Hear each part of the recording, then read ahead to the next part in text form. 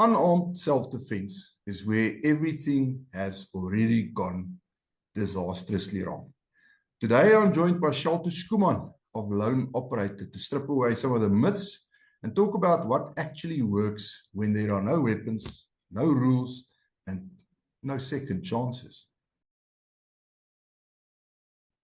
Shalto, good morning. Welcome back. Morning, Riaan. Thank you for having me back. Let's set the reality frame first of all, Shalto. When people hear hand-to-hand combat, like a free-for-all with your hands and your feet and whatever, they imagine something very heroic or cinematic because, you know, we tend to watch too many movies. How dangerous would you say is that mindset from the get-go? Yeah, that's that's very dangerous. Look, I got into the martial arts world because of Hollywood. You know, I was watching Van Damme movies, and at the time, Steven Seagal was doing Aikido. You know, and the way he threw people around and broke their limbs and stuff was very entertaining. And also, you know, as a young boy, you tend to want to do those things.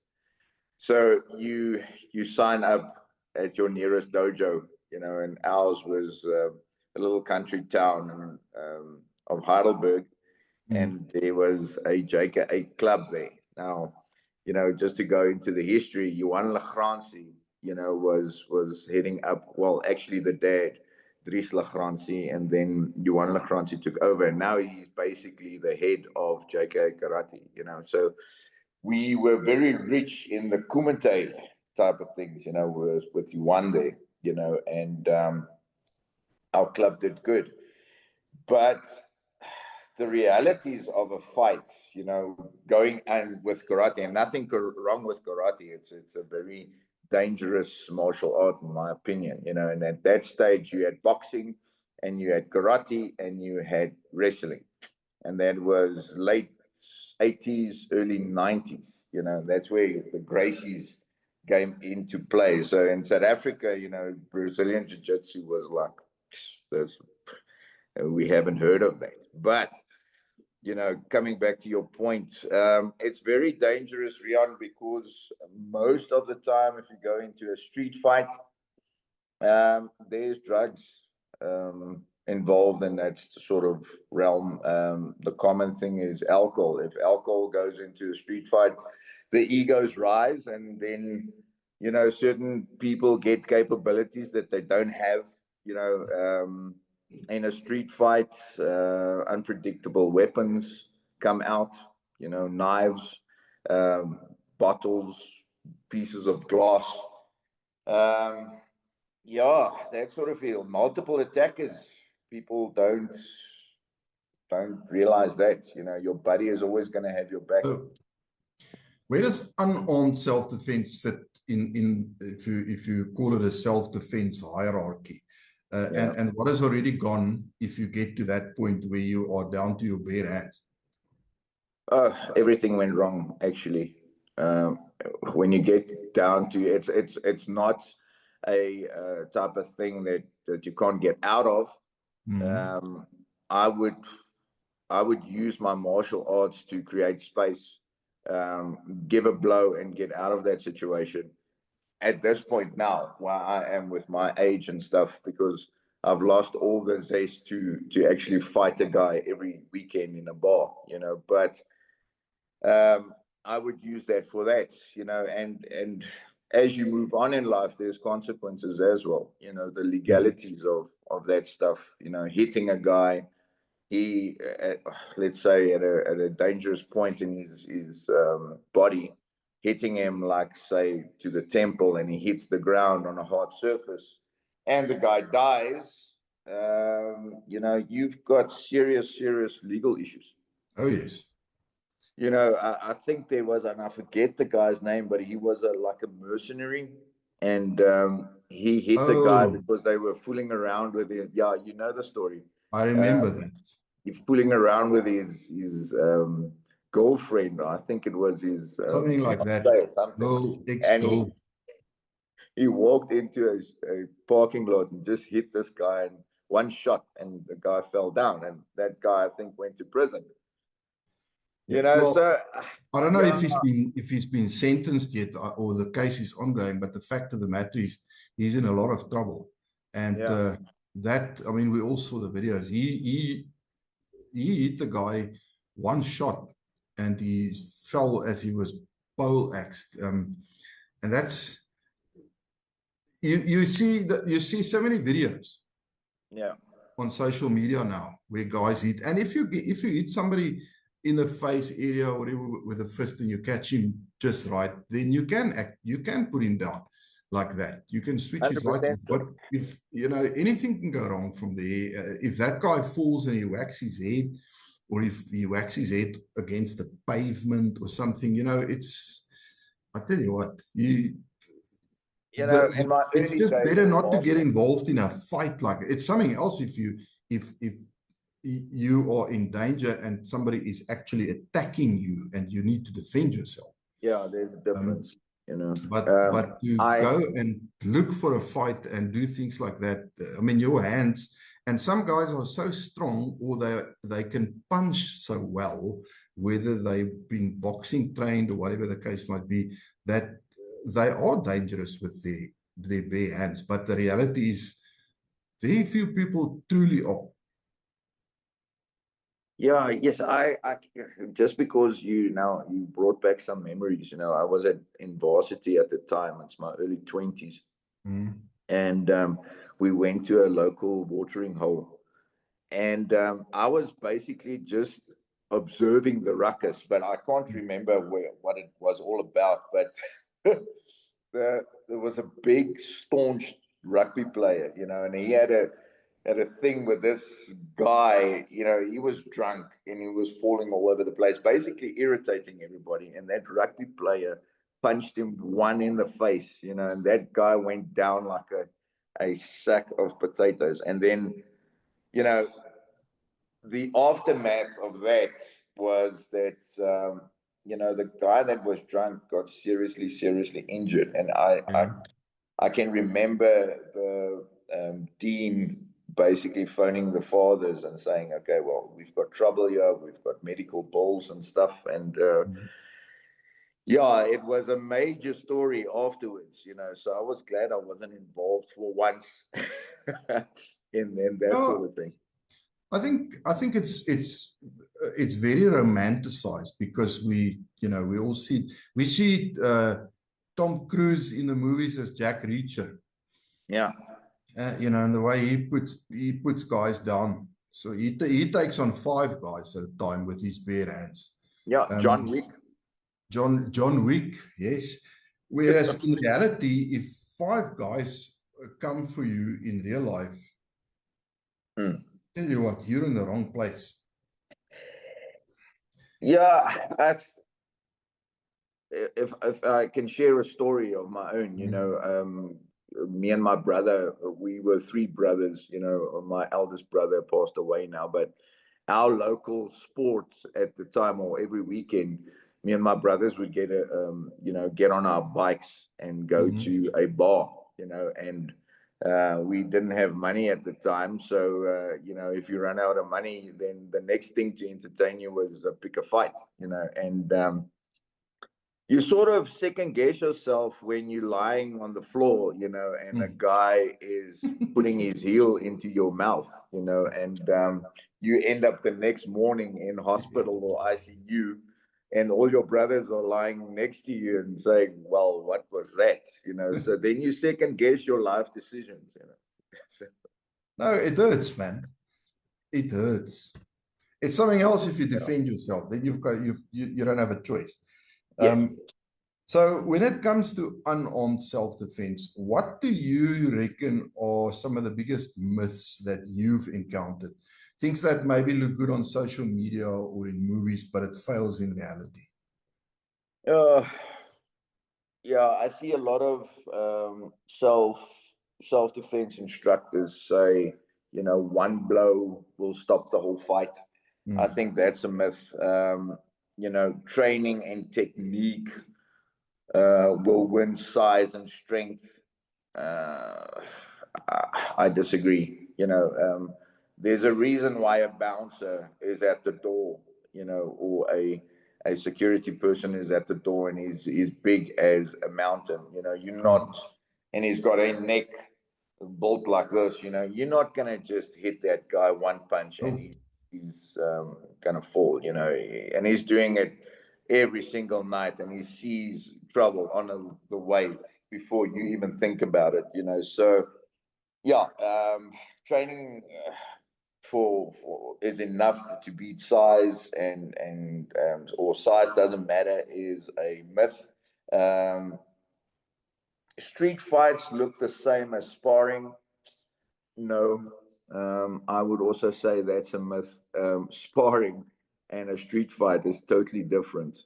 Um, there's, like we said now, there's normally weapons involved. There's improvised weapons. There's always a keg or a glass or a piece of ashtray.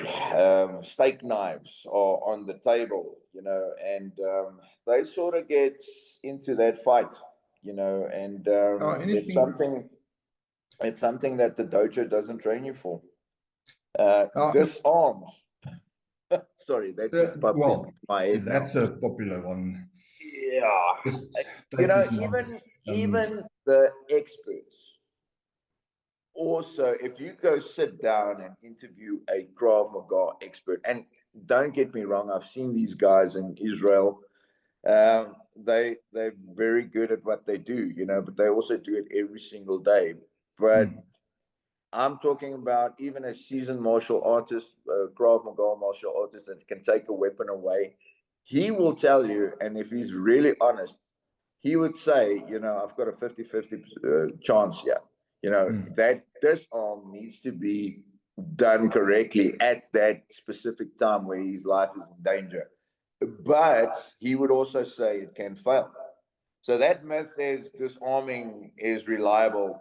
I don't know, and Yeah, it's a fat chance. And for the average person out there who's not highly trained, the odds of it going disastrously wrong, I think, just goes up exponentially.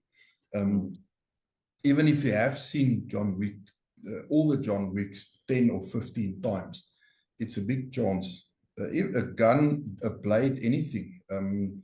The action required and the speed and the violence of that action, if you want to stand any sort of a chance of getting that thing away from that person. And then it also depends on that person's skill. We spoke about bladed weapons the other day, and you yourself said there are guys out there who are so disastrously fast with a bladed weapon that your odds of taking that thing away from him is like probably as close to zero as you can get, if not zero. How The other badly? one, the last one that I can think of, Rion, is if it works in the gym, it will work on the street. I tend to disagree. We were very, very when we did karate, we were very into the sport, and we did it, 5 times a week, and we trained in your lower belts. We used to train 1 hour, and then you get into a sort of in your middle stages of karate, and then you get asked by the sensei, which was a very honor, to help with the junior classes. So we ended up doing our classes from 5 to 6 was juniors, from 6 to 7 was the middle class or middle belts, and then when you get senior, your brown belt, black belts was from 7 to 8:30. We used to then do our own karate, and then train with the senseis and kick the living crap out of each other. And so we did this basically 3.5 hours a day, and then we would go out and test this because we were foolish and dumb and full of testosterone. And then you sort of see that what happens in the dojo in a controlled environment and in a real bar fight, people tend to not stop. This guy, you aggravated him, you insulted him. He's got alcohol in him, and now you're gonna get it. I can remember Yeah. this one time I just got my black belt in karate, and no disrespect to the karate guys. I think a couple of senseis were all gonna phone me, and that's not what karate is all about. Yes, I know, but I wanted to test my skills, and I was playing pool, and this big farmer was coming into the bar, and he sort of bumped me, and he said to me, "Sorry, boot," and I turned around and I said to him, "I'm not your boot," and he just gave me a whack, a big smack on the cheek, and I went over the pool table, and I thought to myself, karate is not everything. there's No, there's big it's guys true. out there with a testosterone level and an aggression problem, and you picking fights with the wrong guy. Exactly. Exactly. So that was my So first lesson. talking about techniques, stress and adrenaline tends to completely screw up your techniques Yeah. and your idea of what, how your idea of how the fight is going to go down. The impression I get is that there are many systems who tend to sort of ignore that. I don't know if it's because they want to focus on what they offer so that people can, join them and obviously pay their money because that's their bread and butter. I guess what I'm trying to get at is how many systems out there do a hand-to-hand combat type of training that is, or that can be classified as decently realistic without naming any names? Oh, shove it. Yeah. I am of the opinion, if you understand the martial arts, and I do, I practiced a lot of martial arts in my life, and Yes. I did a lot of styles and stuff, just because I'm curious, and I wanted to know what it's all about, because everything looks interesting. But I believe, if I can name a few, and I don't, don't be offensive, don't take everything too hard to what I'm saying. I believe a true karateka can take you out. But if I go to more brutal martial art types, the modern martial arts are lethal. If I go to the House of Tinkerbell, where JP Greer is, the MMA guys, and those guys are serious. I had the opportunity of rolling or doing jiu-jitsu, or Brazilian jiu-jitsu, with JP Greer. What do they call themselves? Say again? What do they call themselves? And no, it's the club, the House of Tinkerbell. So I actually I actually don't know where it came from. You're gonna look at the name, and then you're gonna walk in there and get the surprise of your life. Seriously, Tinkerbell. Yeah.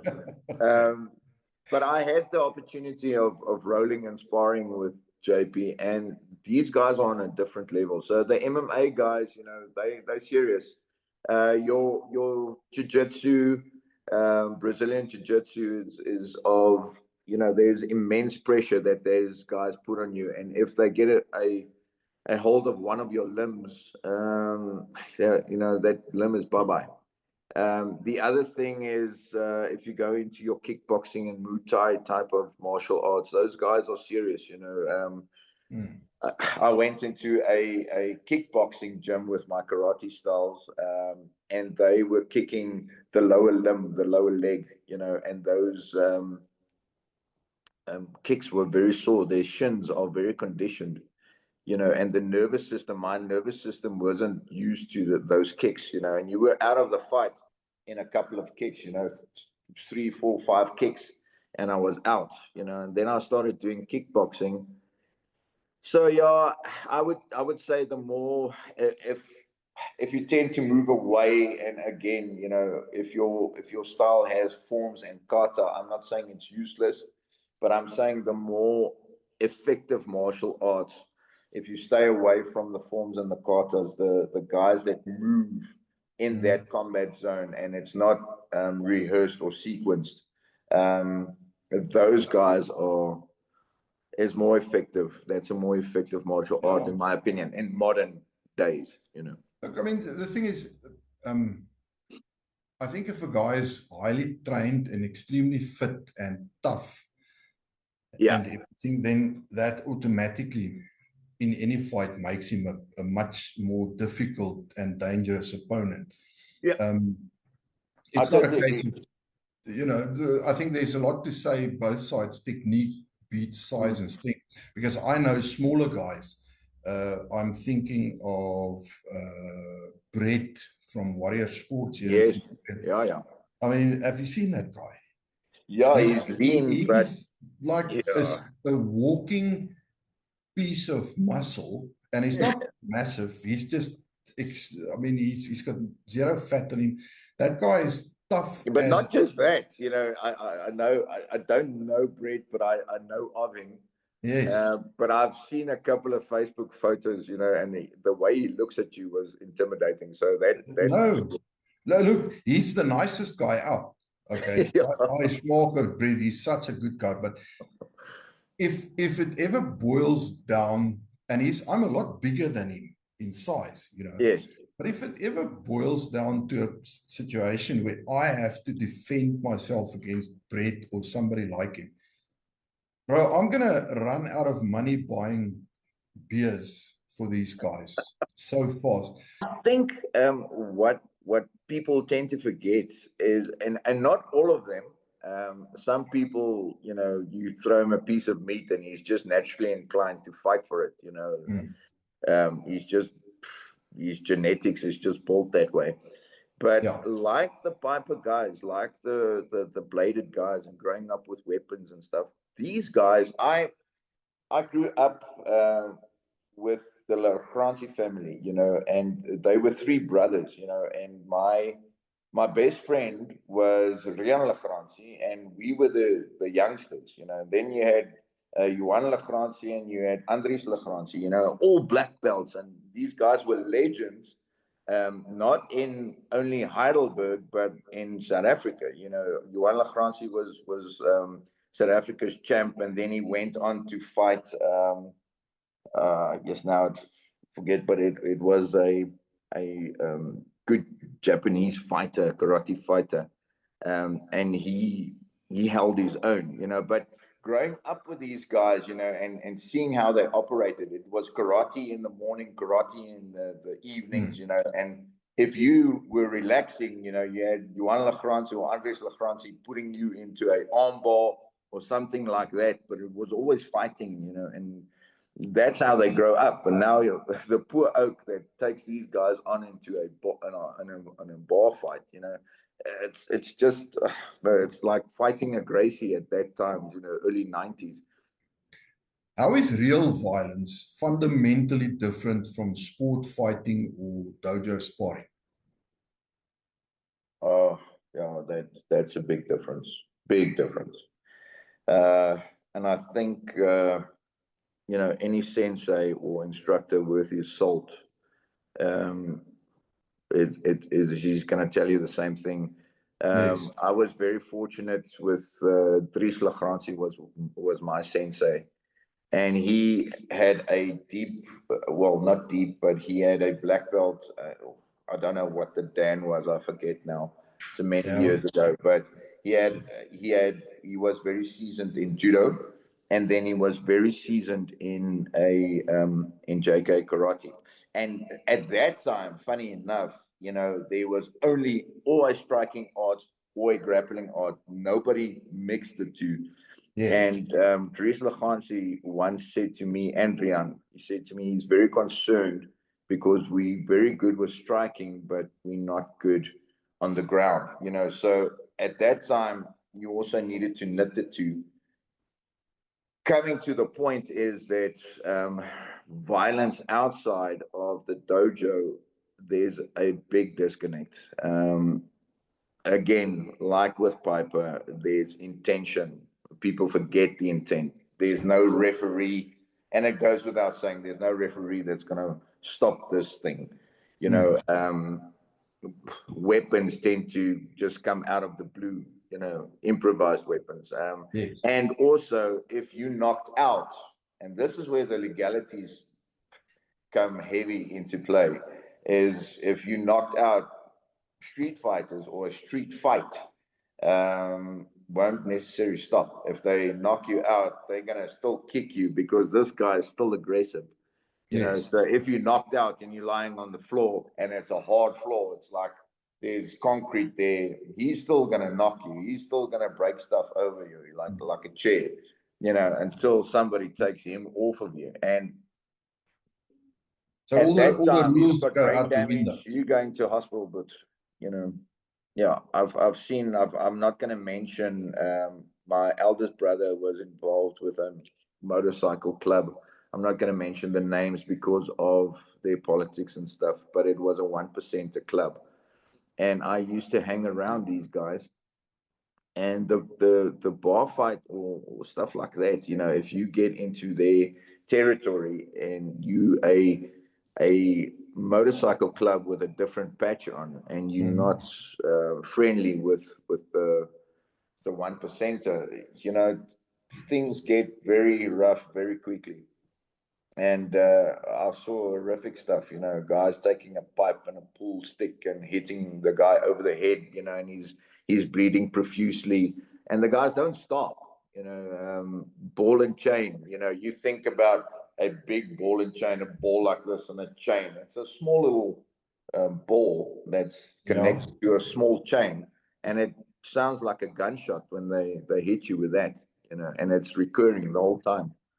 Knuckle dusters, they just pop out. I had a knuckle duster. Yes, I know it sounds a little bit, not lacquer, but I had a knuckle duster in my leather jacket, for stuff like that, because we had a guy, his name was Moose, but he was a big, big guy. He was in length and in width.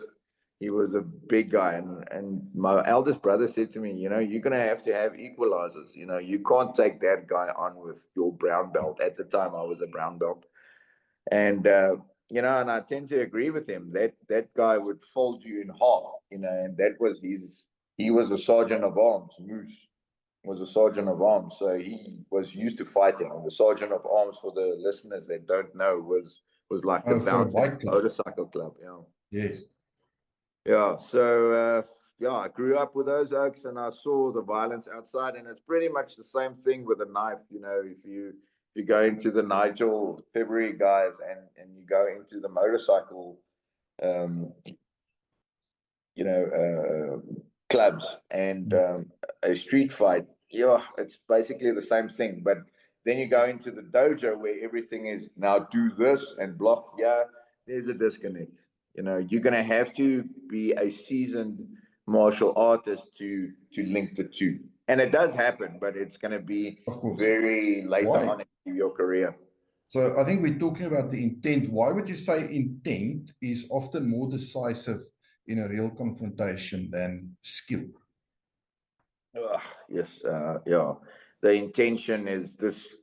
Yeah, we tend to laugh as martial artists because the guy says, you don't want to see me when I go red. I just go red and I just hit the guy.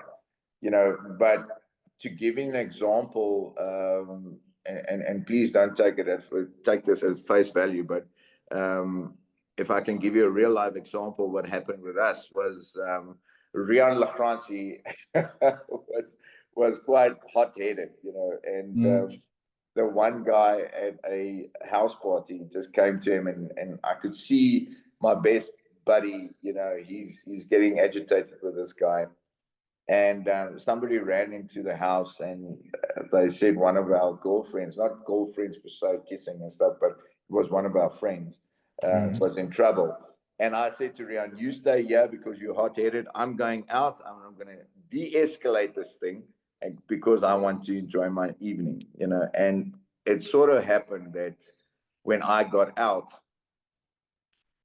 this guy was aggressive, and Rian just heard the whole thing, and there we were in a fist fight, and we ended up, sorry to say, hitting the guy's head when he fell, hitting the guy's head against the wheel rim, and that guy's nose was flattened. At the end of the day or night, he was calling for his mom. Now this guy was a big, staunched rugby player, but you tend to lose yourself in this whole thing. And we were biting these rugby players, and we were elbowing them, and with immense speed. These guys weren't trained. We were like SA karatekas. We're doing this from Monday to Friday training. Saturdays we're doing tournaments. And now you're coming up into our space, and we triggered, and you're young and you're full of testosterone. And we didn't stop. The aftermath of this was not good. This guy's dad was a lawyer. Oh. So so then we ended up paying medical bills and that sort of thing. So the guy was cocky. Did he deserve it? Yes, he did. But the intent was wrong.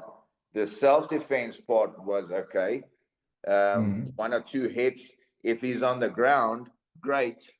But now I can't bite him and take his head and put him into a wheel, rim, and also don't kick him while he's out.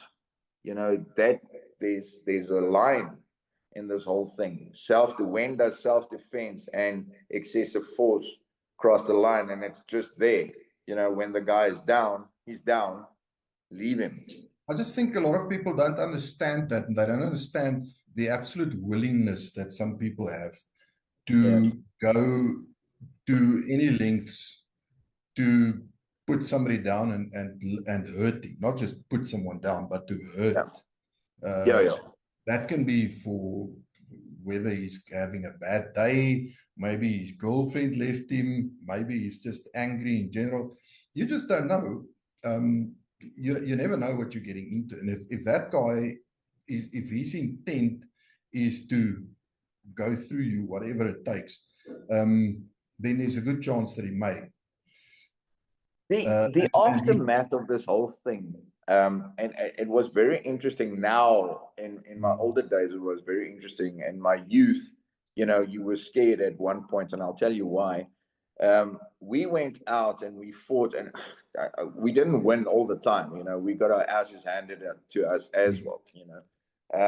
But at one point, the neighboring towns heard about our name, and they were also coming in. So now we grew up in the East Rand. Springs, Brakpan, Benoni, Boksburg, Kempton Park. All those oaks are coming into your hometown, and they're hunting for you. They know your name, and they're looking for you.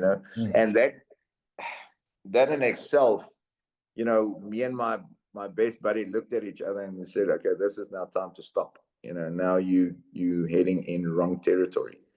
So, and these guys are fighters now coming to fight you.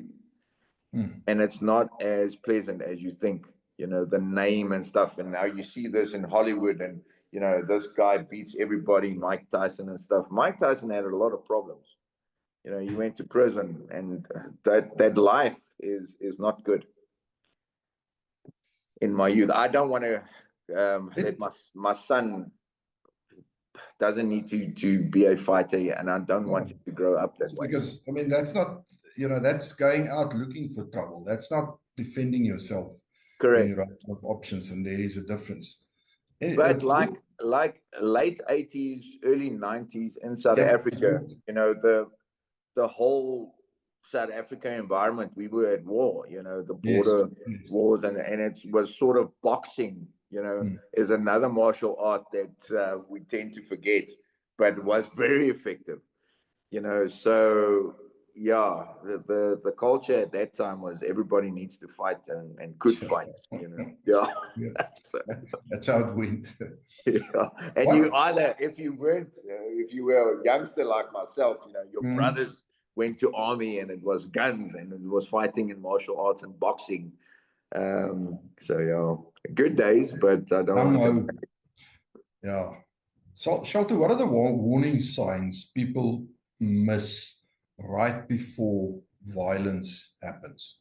Ooh, okay, yeah. This is gonna hit with experience, but there's a sudden aggression or hostility in Mm. his whole demeanor, pacing or stepping aside to get a better angle, um, clenching his fist, biting on his jaw, sudden silences, like the guy would.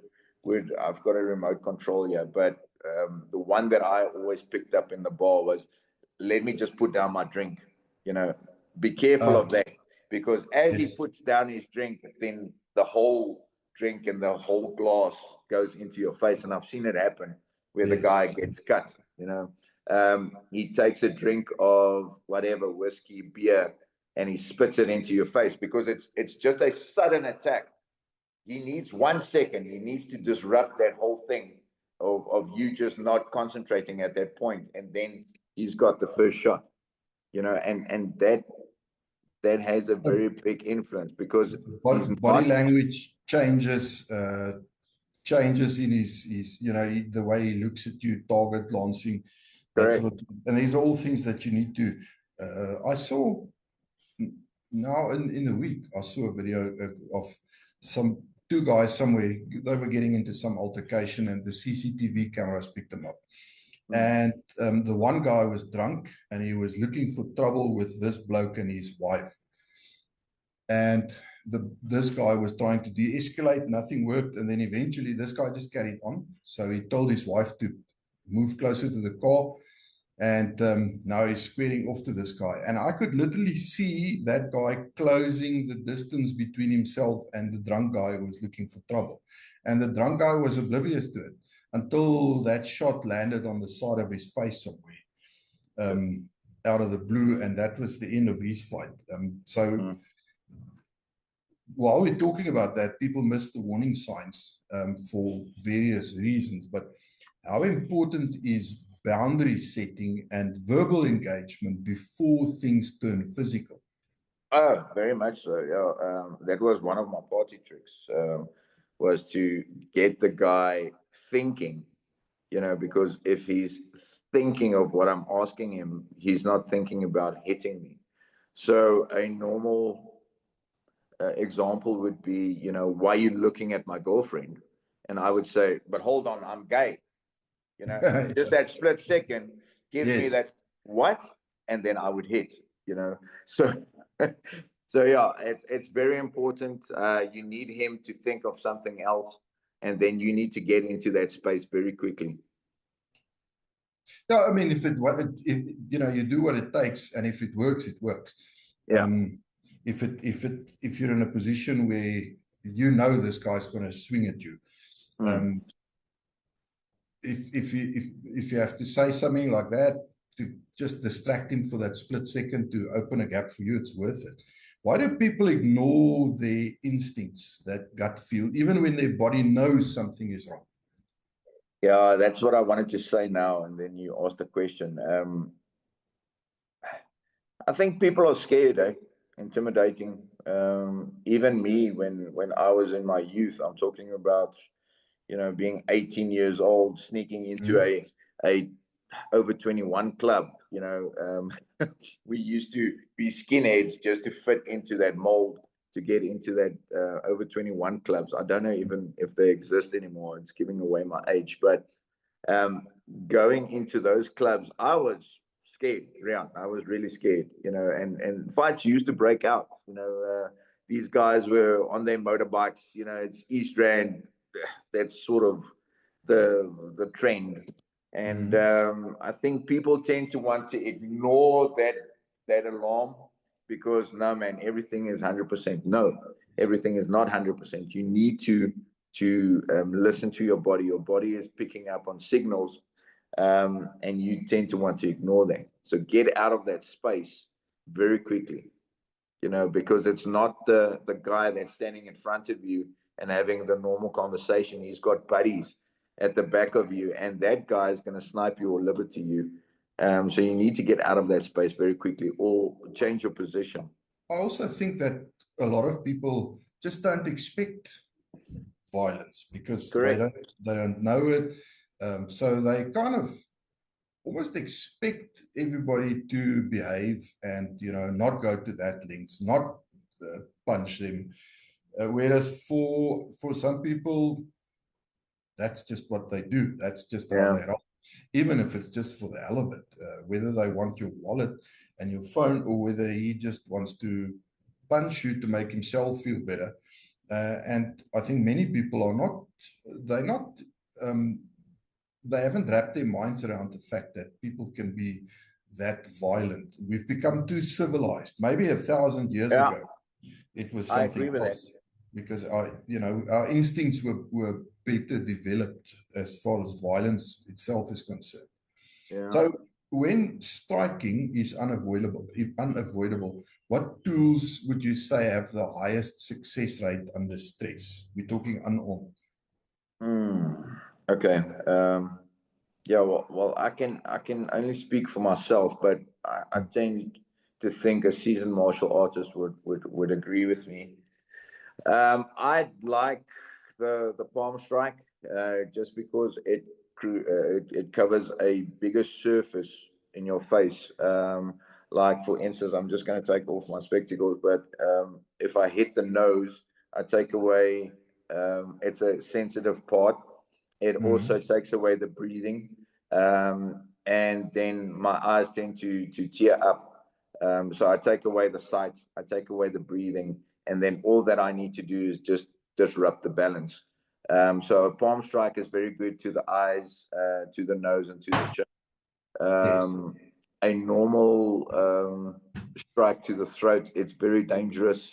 I've seen it happen, but very dangerous. A good elbow strike, because it's very bony, to the face, and then a good kick, a front kick. I was very that was sort of my favorite technique, was a good maigri or a front kick. I would tend to stay away from flashy type of kicks, like a high roundhouse kick or a jumping spinning back kick, just because of you take away the balance of your center of gravity. You're not footed, so balance tends to be shaky on that side. If you need to take into consideration, his buddies and stuff. So basically, what you're saying, short, brutal movements. Short, brutal movements, and then also, now I'm going to sound like the Karate Kid, but if a guy can't see, he can't fight, and if he can't breathe, he can't fight, and then if he can't stand or you disrupt his balance, then he can't get a good footing and a good punch in, because you need the whole, you need everything. I need hip movement, I need shoulders, and then I need to follow through with it. So if I can disrupt that,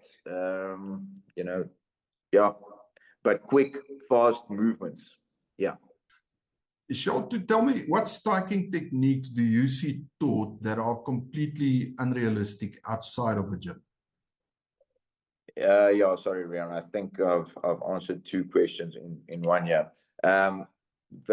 In my opinion, this is also just my opinion.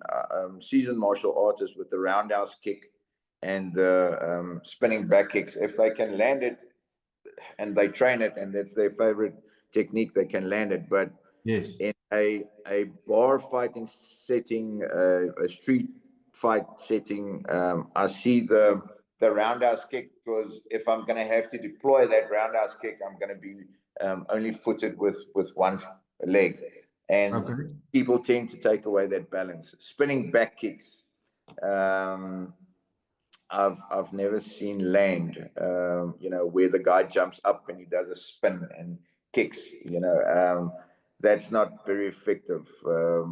Basic techniques, like a solid punch, a good kick to the midsection, a elbow strike, a lot of head butts. I've seen that work, but flashy movements and flashy kicks and even flashy takedowns, I don't see work in a real fight.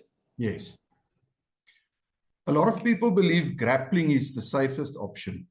Do you think that's a dangerous assumption? And I think probably more so after watching Dricus's fight last year against, I forget that guy's name, who just, man, it was probably the most boring fight in the history of mankind, but the brutality of the effectiveness of that guy on the ground is, I mean, that was an eye-opener. So I think that things like that probably helps people think that grappling is necessarily the safest option. But not many people can grapple. Not many people can fight on the ground. Yeah, you know, I'm putting myself in hot water again. I like jiu-jitsu. I like judo. I wasn't a very good wrestler just because I'm a little bit tall and fat for that matter. But I wasn't very good at those at wrestling. I love BJJ and judo for that matter. But they effective, Rian, in a street fight? I don't think so. I don't want to go to the ground. And just think about this logically. Okay. So in a dojo, I've got mats. Okay. It's soft. The guy takes me to a takedown. He throws me. Okay. And I land on the ground. Okay. Now I want to start fighting from there. Okay. If we go to a real scenario like a street fight, there's going to be bottles down there, broken bottles. Okay. Your footing is going to be slippery. There's beer. There's always beer on the grounds. You know, if you go to a big stadium like Loftus, there's always stuff on the ground. Okay. The surface is hard. All right. So, and I'm not just going to play by the rules. People tend to forget that there's improvised weapons. The weapons come out of nowhere. There's knuckle dusters. There's knives coming into play. It's not a good idea to grapple. And the so jiu-jitsu, often you see a street fight go to the ground. True, because you lose your footing. Great, yes. Then grappling. I'm not saying don't do grappling. I also do grappling, but great, yes, great. Because everybody says, you know, it goes to the ground. Eventually, you're gonna end up on the ground. Great, yes, I agree. What about his buddies? Yes. Okay? So there's always like 3 or 4 because now he's got alcohol in him. Okay, he's not gonna be cocky. All right, and tell you, you know, do you want to fight if he hasn't got buddies with him? Okay, so and my best mate, do you think my best mate is just gonna leave me in any, you know, if I take your best mate and your brother or whatever, and I have a best mate and a brother, you know, you can put the scenarios together, but he's not just gonna leave me on the ground while this guy's pommeling me to a pulp. He's gonna get into the fight because that buddies back each other. You know, so I don't, you know, no. In so my opinion, if you do end up clinched or on the ground, what should your real objective be then? well, if what I used to do and what worked for me is if I get to the ground, I want to get up as quick as possible. If I end up on the ground and I'm on top of my enemy, then I would try to end the fight as quick as possible and get onto my feet and check my surroundings again. You know, yeah. If the one instance that me and my brother were in is, and we got very cocky, and it wasn't Boksburg. The club name said it all. It was Gladiators. You know, I think warning lights went off there, but we entered the club already with an edge. You know, we were drinking at News Cafe, and we didn't want the night to stop, so we ended up in Gladiators. You know, the thing was that we should have gone to Presley, which was a better club. You know, but my brother sort of got things wrong, and we ended up in Gladiators, and the fight started in the club. Mm. And the bouncers, for one or other reason, and we should have clicked, but now you're intoxicated and stuff. And the bouncer said, we can see you guys can fight, just leave the club. Yes. Okay.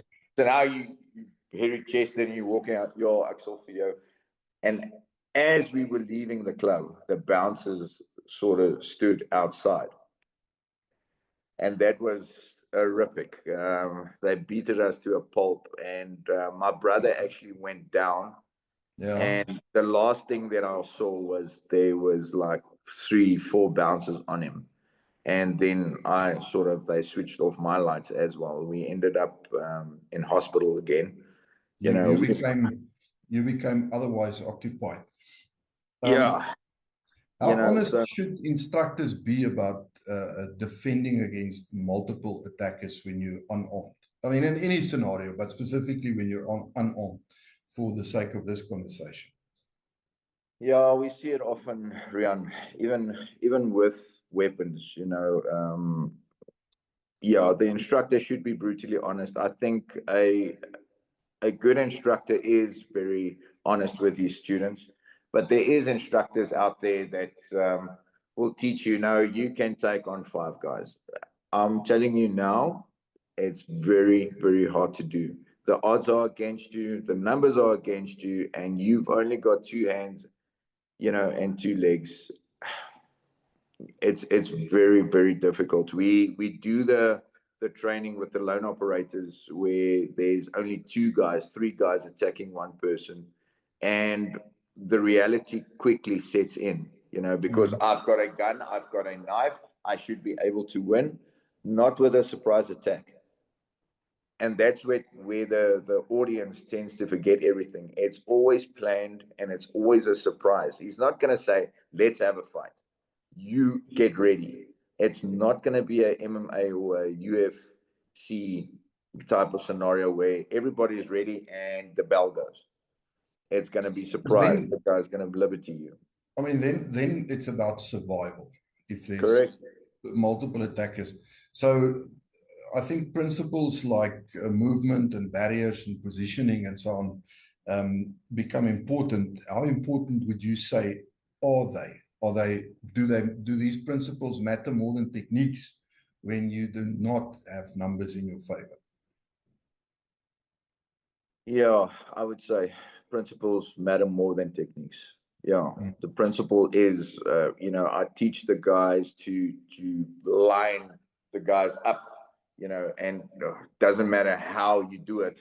I just want you to get them into a straight line and then move the whole time. I can't get stuck in one position. I need to move, defend, hit once, deploy my weapon and then move again, because the guys are gonna they get into a circle, and once they get into a circle and your back is exposed, then it's sort of tickets. If I can take an example with normal tendencies now in Hillbrow and even the Cape Town in the flats, where a normal guy will walk down the street and all of a sudden this guy would come from behind and put a rear naked choke on you while they basically stripping you, of your wallets and your belongings.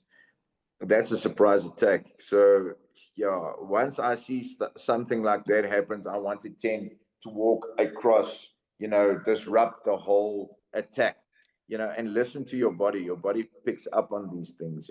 Don't just think everything is all right. What happens physiologically during violent encounters that most people are just not prepared for?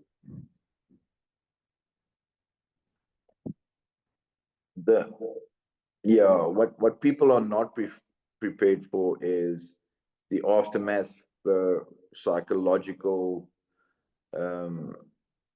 stuff that happens, the thinking afterwards, the legal implications, because it doesn't stop there. You might be in ICU, they don't care.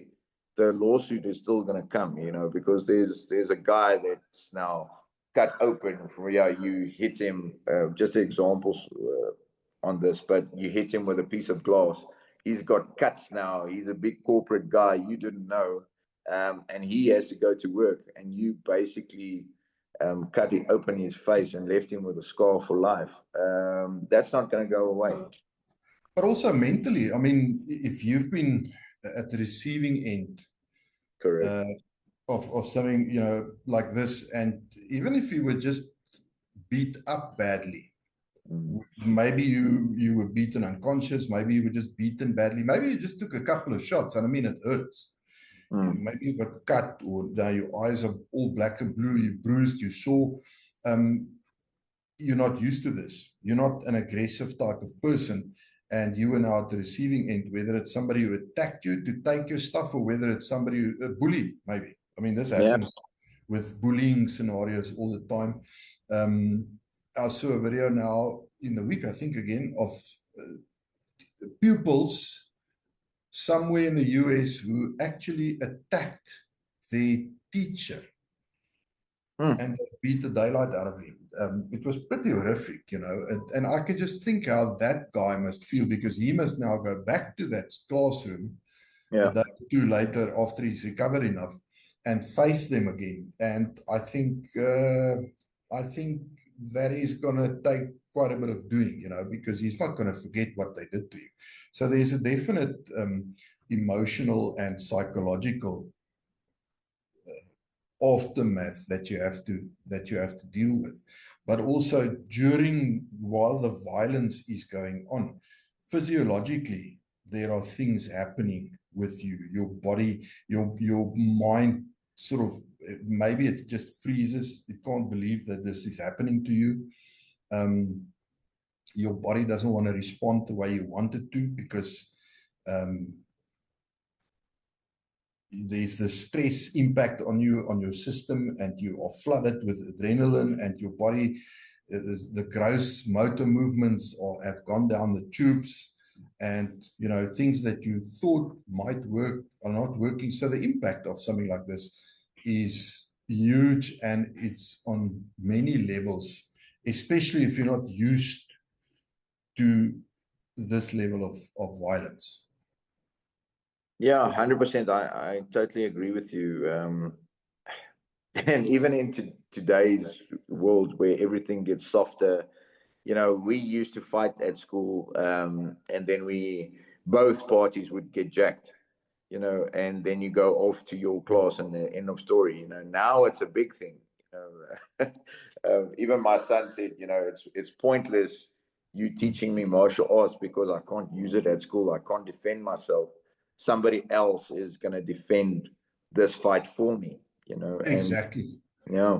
And everybody's got cell phones. They're taking videos of it. Yeah. You know, the evidence is... The evidence, and even if you're in the right, it's still going to be out there. Let's talk about how often do people win the fight, but then afterwards they lose the legal fight, or they lose the fight on social media. Because true story. All of social media will decide for you. Yeah. Just to give you an example, we went out on a neighborhood watch night, you know, and it's big. All the patrol cars came together, and it's like 150 cars. Or I'm exaggerating now. It's not that much, but you know, there was a lot of guys on the street, and we got out of the vehicle, and this guy was giving me lip, you know, and I just basically shoved him. And what happened was that he ended up over exaggerating the whole movement, and his head bumped a piece of glass, you know. And I sort of brushed it off. We got into the car and we drove away. The next day, you know, there was stuff on social media saying this guy is in hospital, and you know, my name was mentioned, and this was a big group in Heidelberg. And all of a sudden, you know, you get phone calls from the local newspaper saying, "What did you think?" You know, and we all know each other. And I'm saying, but this is the case. This is what happened. And luckily for me, at the garage, at the petrol filling station, there was cameras. So the police then has access to that because the guy opened up a case, and something simple like that, just brushing the guy off, lost my eight, leave me alone, ended up in a big story. And Yes. luckily for me, on this stage, the guys had video footage, and they could see the guy was over exaggerating the movement. Yes. But it can go in the wrong direction as well.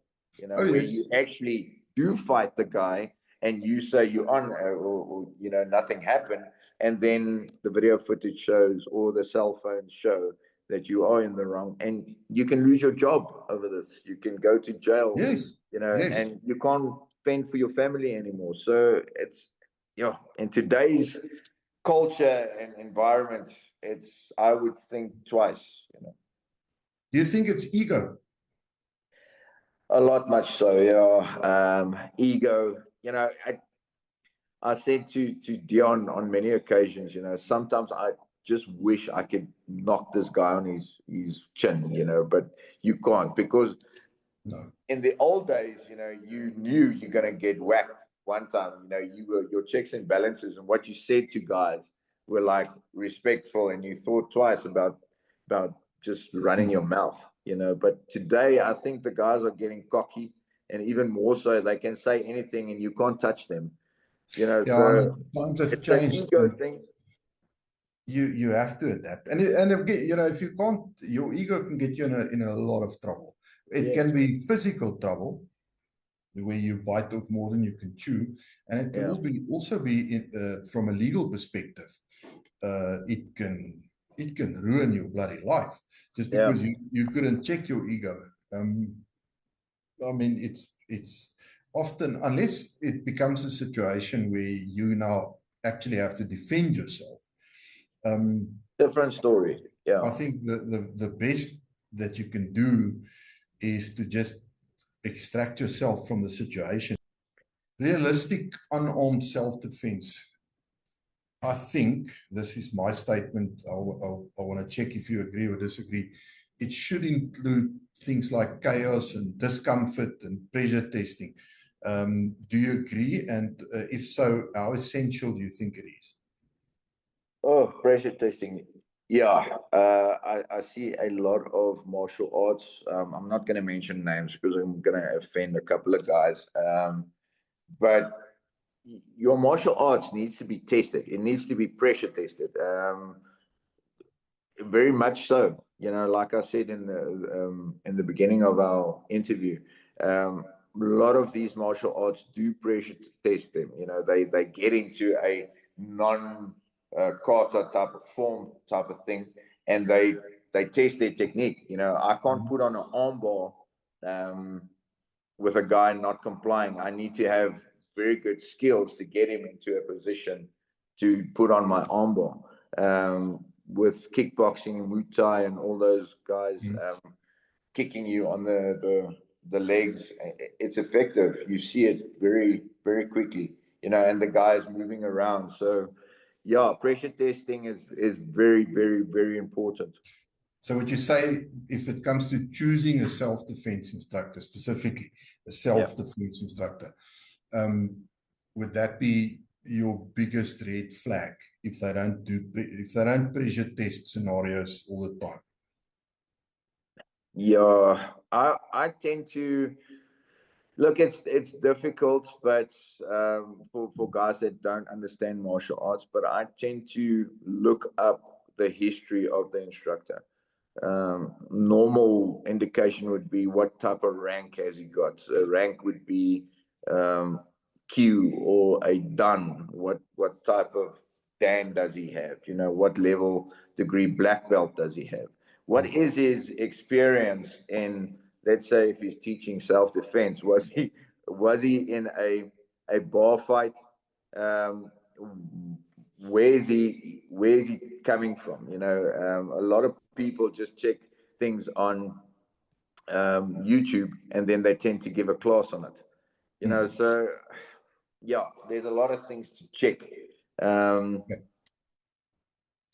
Shalto, last but not least, if listeners take only one thing from this conversation, what should it be?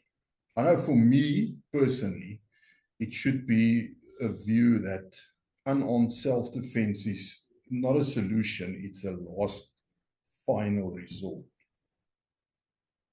If you want to take anything away from this whole conversation, is there's no guarantees, Rion. In anything, if you've trained for years and years in any martial art, you can take your pick. There's no guarantees. Size and strength and stuff like that. Surprise matters. Numbers matter. Strength matters. Size matters. You can do everything in a fight and still lose. You can, let me rephrase that. You can do everything right in a fight, in your techniques, deploying the perfect technique, and you can still lose. Luck and timing play a role. But I think my point would be, training isn't about certainty. It's about, in my opinion, it's just about improving odds. Okay. I like that. Yes, I like that. Okay, I'm going to end it there. I think I'm going to summarize by saying unarmed self-defense isn't about winning, it's about surviving to get home again. Yes. So train honestly, train clearly, train with a purpose, and stay safe. This thing between your ears, use it. It's probably the best tool you have. If you like this video, click the like button, subscribe to the channel, help us grow our footprint out there, and smash that bell icon. Unarmed Combat, that bell icon, so that you can get notifications of all our new videos coming out. And if you're interested in any of the training, there's always a link to the Lone Operator stuff below the video. Check it out. We look forward to meeting you at a range one of these days. Shaltu, that's it from me. Thank you so much. I enjoyed our conversation. I hope the viewers will find value and good information. Thank you, Rian. See you next time.